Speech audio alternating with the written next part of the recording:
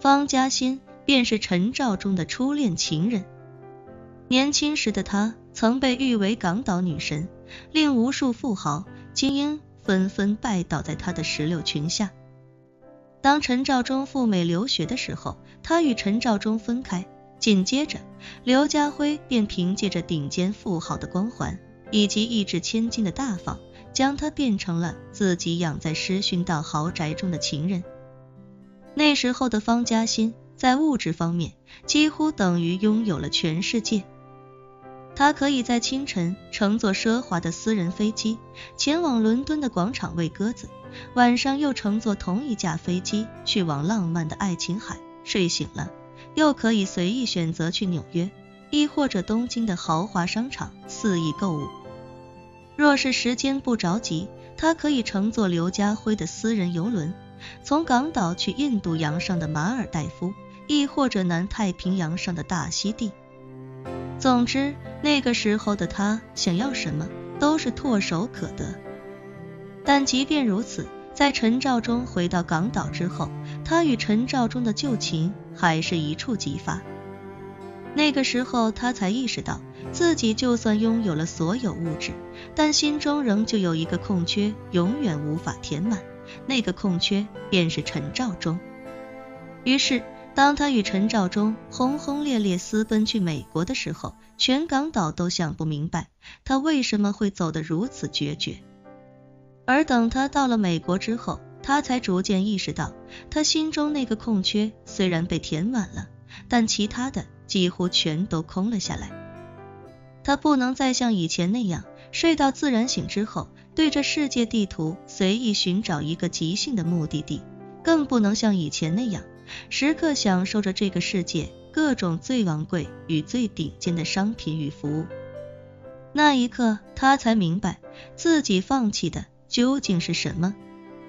自己放弃的不是刘家辉，而是人类文明社会发展了数千年，在各行各业所积淀出来的所有极致。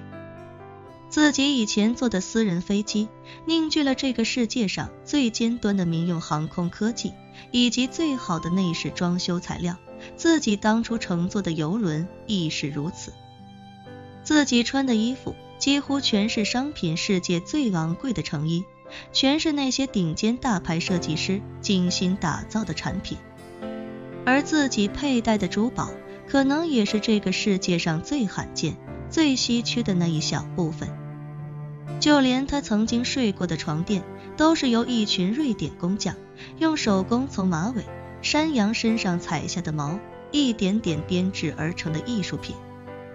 他的衣食住行、吃喝用度无一不是这个世界上最好的。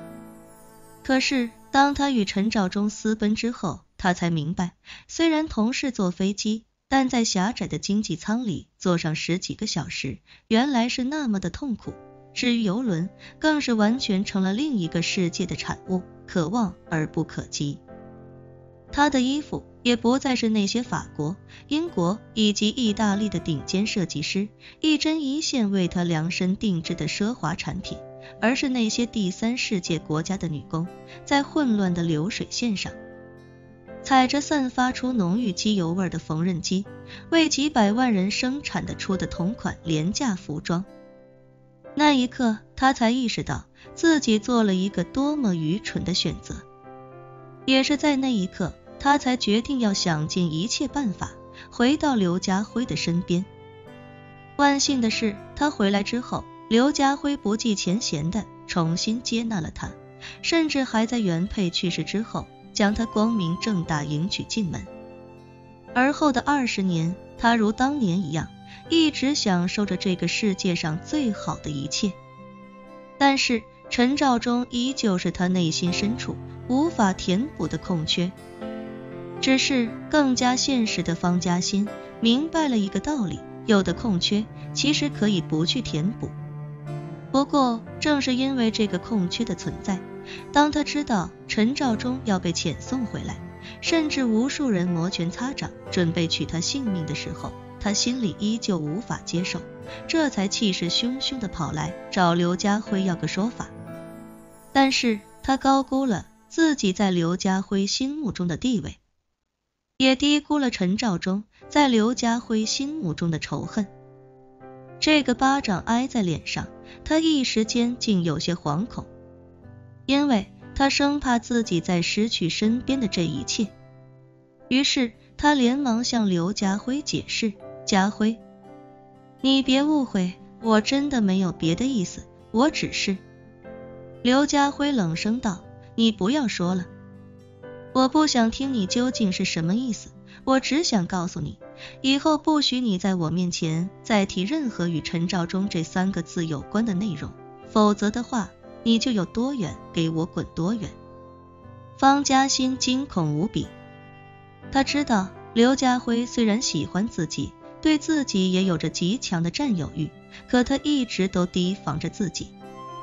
自己虽然嫁给了他，但资产上一直与他绝缘。当初刘家辉娶自己过门之前，就已经让自己签下协议，自愿放弃一切夫妻共同财产。所以只要刘家辉跟他离婚，他就只有净身出户这一个选择。于是他一边流泪，一边对刘家辉说道，家辉，我错了，你放心，我以后绝对不会再惹你生气了。刘家辉面无表情地点了点头，冷声道，韩太太应该还在等你。方嘉欣连忙说道，对，韩太太还在马场等我呢。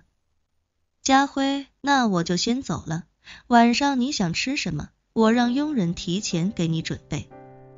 不必了，刘家辉摆了摆手，我现在有点烦，想一个人静一静。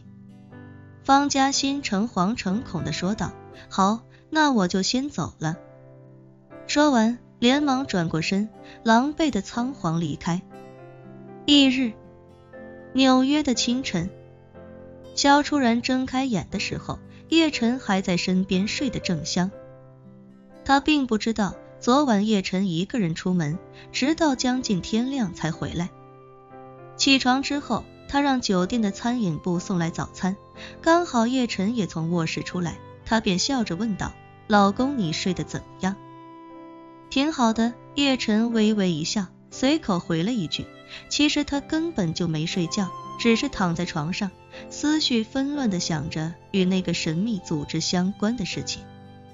萧初然招呼他道，早饭送来了，快来吃吧。叶晨点点头，两人在餐桌前刚坐下，马兰的视频就给萧初然发了过来。视频一通，萧初然看着视频里的马兰，笑着问道，妈，怎么这么早就发视频啊？马兰嘴巴一撇，哭着跟萧初然卖惨，说，初然啊，妈真的好想你呀，你不知道自打你和叶晨走后，妈一个人在家有多寂寞，我真的1分钟都不想自己在这个家里待下去了。